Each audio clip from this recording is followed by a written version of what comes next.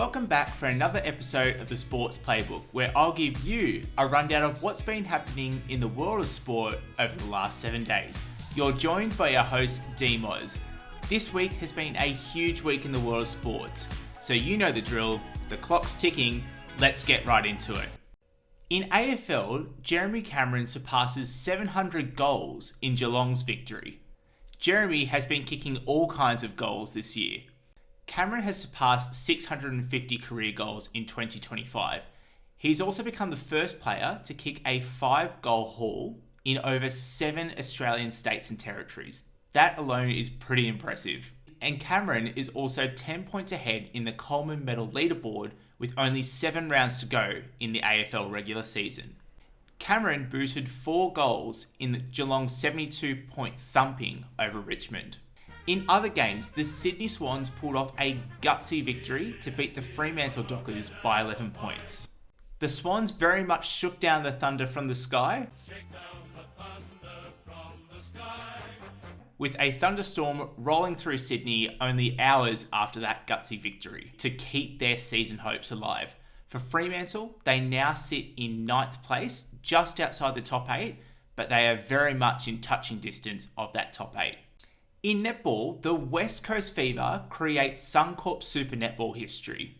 The West Coast Fever have now won 11 straight games, which they've now set the new record for the most consecutive amount of victories in the Super Netball. They defeated the Giants 73-56 in round 13. They go into the finals in red hot form, and they face off against the Melbourne Vixens in the final game of the regular season. They'll be looking to make it 12 in a row. In other games, the Sunshine Coast Lightning defeated the New South Wales Swifts by 1 point with 10 seconds to go. It was a crucial win for the Lightning to keep their finals hopes alive. Going into the final minute, it was 69 all. The Swifts took a 1-pointer with 30 seconds to go, but Steph Fretwell, the Lightning goal attack, secured the victory with 10 seconds remaining on the clock to give the Lightning the win 71-70. Going into the final regular season round, there is still a lot to play out in the top 4. The Vixens sit in 3rd on 32 points, but the Thunderbirds and the Lightning are tied on points at 28 points apiece. They play each other this weekend, and whoever wins will very much decide the top 4. In the NRL, the Broncos and the West Tigers pull off upsets of the round, defeating both the Bulldogs and the Roosters respectively. For the Broncos, they were down by as much as 18 going into half-time, but they clawed back the margin in the second half to defeat the Bulldogs 22-18. That's the Broncos' 4th victory in a row. For the Bulldogs though, this is their 2nd straight loss of the season, which means they have gone from 1st to 3rd in a matter of a fortnight. For the West Tigers, there's been a lot of bad press about them, but they have finally snapped their 6-game losing streak, defeating the Sydney Roosters 30-28. The Tigers raced out to a 20-0 lead just before halftime, before the Roosters started to find their rhythm through players such as Mark Nawaqanitawase. The Tigers took a very smart penalty goal with 2 minutes before full time to make the scores 30-22. The Roosters though scored with 20 seconds to go, and the final score was 30-28. The West Tigers hung on, and they very much made that victory all for Benji Marshall. In the NRLW, the Broncos lead the competition after round 1. The Broncos started their campaign against the West Tigers at home, with the crucial off-season signing of Tamika Upton returning back to the Broncos. Kerry Johnson starred for the Brisbane Broncos, scoring 2 tries in the opening match. In other games, Parramatta won the season opener against the Sharks in a tight contest, 18-16, and the Roosters got their premiership defence off to a strong start, defeating the New Zealand Warriors. But there was history made in the NRLW. Titans player Georgia Hale equalled her own record for the most tackles in a single game, with 61 tackles against the Cowboys. In football, India qualify for the AFC Women's Asian Cup. For the first time ever, the Indian side have qualified for the 2026 Asian Cup. They defeated Thailand 2-1 to qualify for their place in the Cup. Unfortunately for the Indian side, back in 2022, when they hosted the Asian Cup, they were unable to participate, and this was due to the whole team getting a COVID outbreak just prior to the tournament. The Asian Cup will be held in Australia from March 2026. Tickets for that also go on soon in the next fortnight. In Rugby Union, the Wallabies defeat Fiji in a tight contest. In Newcastle, the Wallabies opened up their account quite early in the first half, and they led going into halftime, 14-5. But just on the stroke of halftime, Fiji scored, and they kept that momentum going into the second half. Fiji led 18-14 with 2 minutes to go, and it wasn't until Wallabies captain Harry Wilson scored in the 78th minute to secure the victory for the Wallabies. Ben Donaldson secured the conversion to make the final scoreline 21-18. The Wallabies' next match is up against the British and Irish Lions team. This is the first time in 12 years that the Lions have been on our home soil to play in the 3 test matches.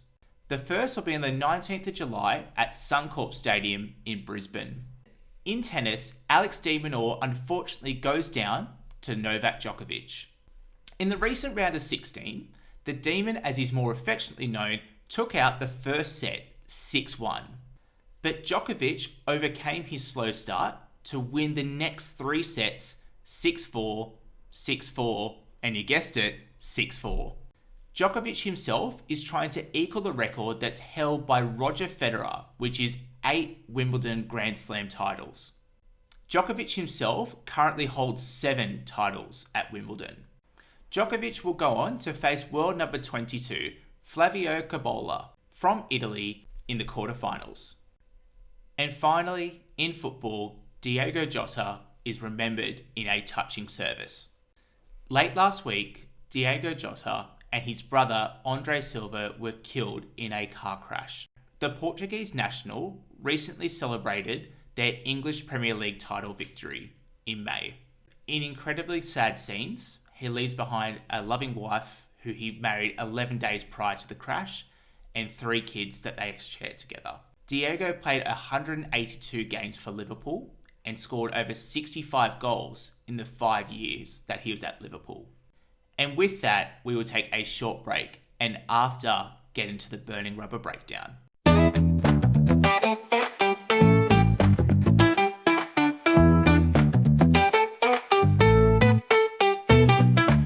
It's time for the burning rubber breakdown. Let's burn it up. In Formula 1, Lando Norris wins the British Grand Prix, but Nico Hülkenberg finally secures his first podium. Norris won his home race, but it wasn't without plenty of highlights. The inclement conditions at the start of the race meant that all drivers were on their toes. Verstappen led from the pole, but Piastri challenged him and took the lead of the race going into lap 9. But the race-changing moment would come on lap 21. Oscar Piastri, who is the lead car at this point, had control of the race. He increased his pace up to about 200 kilometers an hour before reducing it dramatically back down to about 60 kilometers an hour. For those that don't know, the lead car in a motor race must maintain their speed when the safety car is peeling into pit lane due to safety reasons. It led to Piastri receiving a 10-second time penalty from the race officials. On the very next corner though, Verstappen, who was in second place, spun out, who was eager to get back on the restart. He dropped from 2nd to 11th in a matter of 1 corner. But due to Piastri's penalty, Lando was now in second place and effectively the race leader. Lando would go on to win his home race and fulfill a childhood destiny. However, behind him, the story was evolving. After 239 races and over 15 seasons in Formula 1, Nico Hülkenberg, who started 19th, was working his way up the field. By up to halfway in the Grand Prix, Nico Hülkenberg overtook Lance Stroll in 3rd place and was holding on to that final podium place.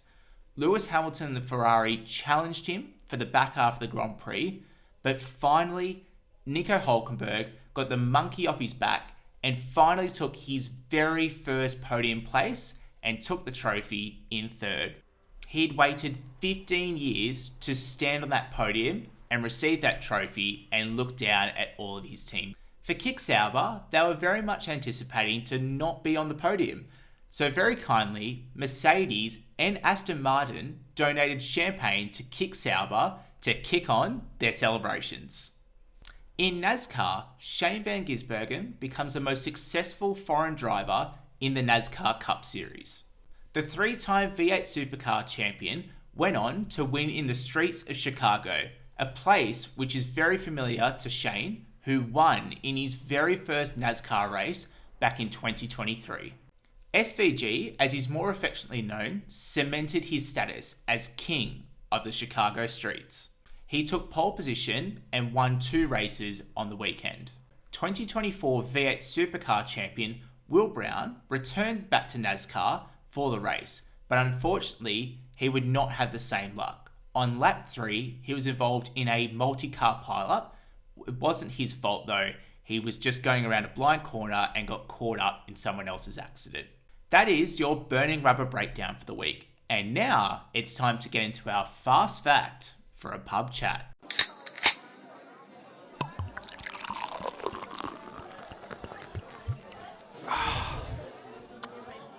It's time to pull yourself a chair and pour yourself a drink. It's this week's fast fact for a pub chat. This week's fast fact is actually dedicated to the AFL and in particular St Kilda. So if you're a St Kilda fan, you might not want to listen to this one. Did you know that St Kilda would need to win every single game in the next 19 and a half seasons to create a positive win rate record? Their current win rate record sits at 39.78%. That is this week's fast facts for a pub chat. And now it's time for the Playbook Planner. Here are some games to look forward to this weekend. In the first game, it's the NRL. It's State of Origin Game 3, the decider. Wednesday, the 9th of July at 8 p.m. You can catch this game only on Channel 9 and 9 Now. In football, Melbourne Victory will take on Wrexham FC. This game will be on Friday, the 11th of July at 7:30 p.m. and you can catch it only on Paramount+. In the NRLW, it's the Raiders taking on the Sharks on Saturday, the 12th of July at 12:45 p.m. You can catch it on Channel 9, KO or Foxtel. Also in NRLW, the Dragons take on the Roosters on Saturday, the 12th of July at 3:15 p.m. You can catch the game on Channel 9, KO or 9 Now. In the AFL, it's the GWS Giants taking on the Geelong Cats on Saturday, the 12th of July at 4:45 p.m. You can only catch this on KO Sports or Foxtel. In the netball, the Thunderbirds will be taking on the Lightning. Whoever wins this game will make the top 4, the other, their season's over. It's on Saturday, the 12th of July at 7 p.m. You can catch it on KO, Foxtel or Binge. In motorsport, it's supercars. They're in Townsville for the Townsville 500. The big race is on Sunday, the 13th of July, starting from 12 p.m. You can catch this on KO Sports and Foxtel. In the netball, the West Coast Fever will take on the Melbourne Vixens on Sunday, the 13th of July from 4 p.m. You can catch it on KO, Foxtel or Binge. And finally, in the NRL, it's the Battle of the West. It's the Parramatta Eels taking on the Penrith Panthers on Sunday, the 13th of July at 4:05 p.m. You can catch this game on Channel 9, KO or Foxtel. And with that, we have come to the end of today's episode. Thank you so much for tuning in, and we will catch you on the next play.